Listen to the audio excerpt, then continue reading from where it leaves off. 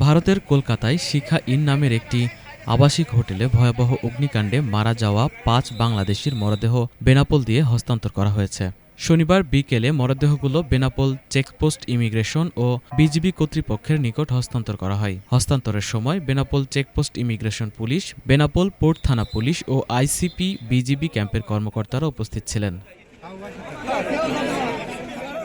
মরদেহগুলোর মধ্যে আছেন সাংবাদিক দেবাশিস দত্ত, তার স্ত্রী আফসানা শারমিন, ছেলে স্বর্ণশীষ দত্ত, শ্বশুর আকরাম হোসেন ও ঢাকার সাভারের আহমেদ বাবু।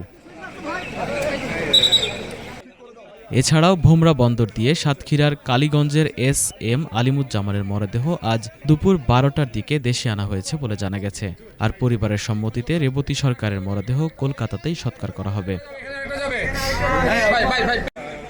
এর আগে মঙ্গলবার রাত ২টার সময় কলকাতার নিউ মার্কেটের কাছে মির্জা গালিব স্ট্রিটের শিখা ইন নামে একটি আবাসিক হোটেলে ভয়াবহ অগ্নিকাণ্ডে শিশুসহ ৯ ব্যক্তির মৃত্যু হয়।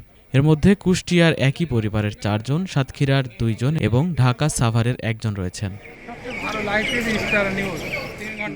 বেনাপোল চেকপোস্ট ইমিগ্রেশন পুলিশের ভারপ্রাপ্ত কর্মকর্তা ওসি ফেরদৌস হোসেন খান জানান, গত মঙ্গলবার রাত ২টার সময় কলকাতার একটি হোটেলে অগ্নিকাণ্ডে ৯ বাংলাদেশির মর্মান্তিক মৃত্যু হয়। তাদের মধ্যে কুষ্টিয়ার একই পরিবারের ৪ জন এবং ঢাকা সাভারের ১ জন ছিলেন। ৫ জনের মরদেহ আজ দেশে ফিরেছে।